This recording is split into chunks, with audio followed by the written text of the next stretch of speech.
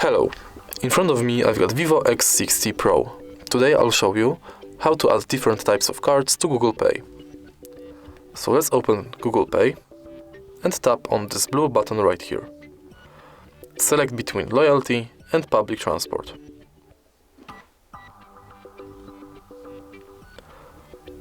Select your loyalty card, for example IKEA Poland, scan it or enter it manually.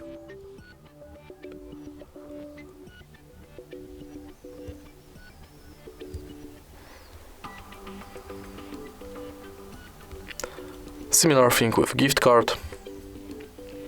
Enter card number, PIN, balance and your notes, then tap save.